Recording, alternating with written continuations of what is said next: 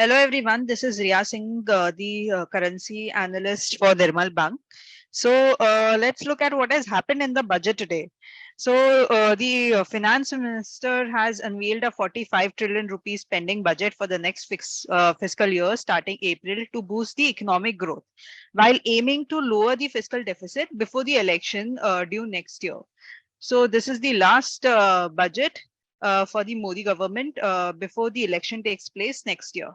So at the center of this budget, there was a need of revamping investment and job creation. So this has been one of the major highlights of the budget, and it is indicative when the FM announced an increase in capital investment by 33% to 10 trillion rupees. Now, this is the third time in the row that we are seeing such a hike into the capital investment. The capital spending have been increased to about $122.3 billion, which would amount to around 3.3% of our GDP. So this is an increase of a tremendous 37%. Uh, Also, there is a 10 major sectors. Now, if you look at the whole uh, uh, budget, there has been 10 major sectors which has the highest allocations, which is the interest payment, transport, defense, transfer to the states, rural development, pension, food subsidy, fertilizer subsidy, transfer to GST compensation fund, and home affairs. Now, apart from that, the finance minister also said that the government will target a budget deficit of around 5.9% of the GDP for the year 2023, down from 6.4% that we are currently facing for the year of ending 2022. So the deficit plan that they have decided will be aided by a 28% cut in subsidies on food, fertilizer, and petroleum for the next fiscal year, which is at 3.75 trillion rupees. Now, the government has also cut the spending on the key rural jobs guarantee program to around $6 billion. So this is actually one of the smallest one in more than 5 years. So they have brought down from 894 billion rupees to around 600 billion rupees.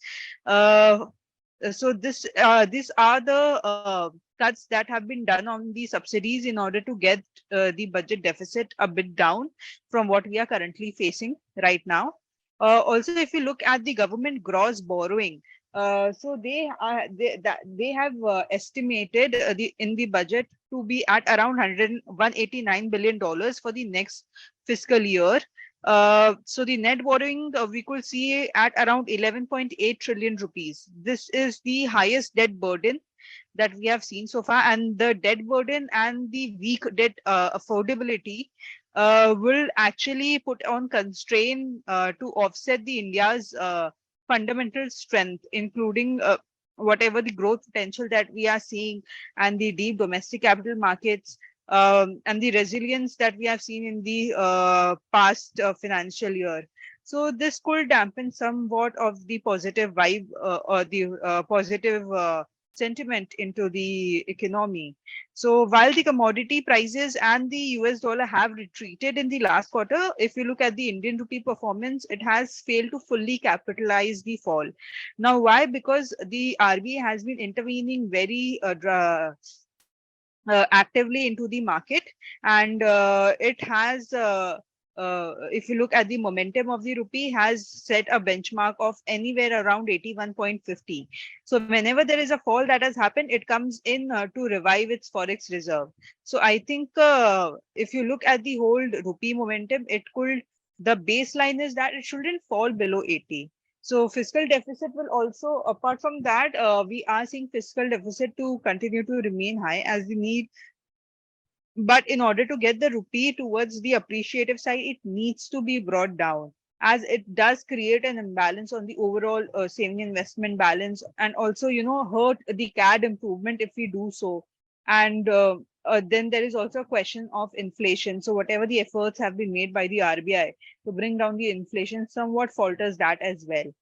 But though the forex buffer should provide some room for the rupee to, stabilize, the RBI will be more analytic and prudent on the intervention going forward.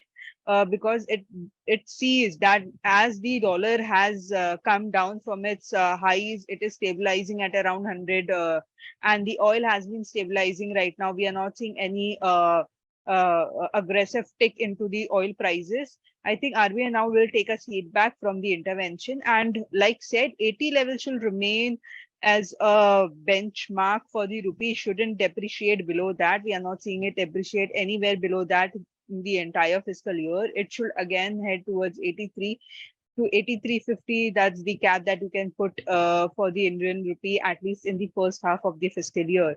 So 85 is the max depreciation that we are seeing. So 85-80 should be the range for the Indian rupee going forward in the new fiscal year. Also, if you look at the other allocations that they have done, I think it has been a very positive budget for the next fiscal year. The agriculture allotment has been quite good.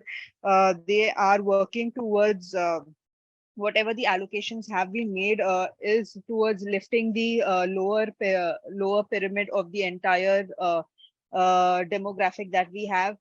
Quite a allocation has been done towards the pharma supply chain and so forth. Green initiative allocation has been very good. But overall, if you look at the perspective of the Indian rupee, like said, 85 to 80 levels is the range that we are seeing for the next fiscal year. It shouldn't depreciate beyond 85 or appreciate below 80.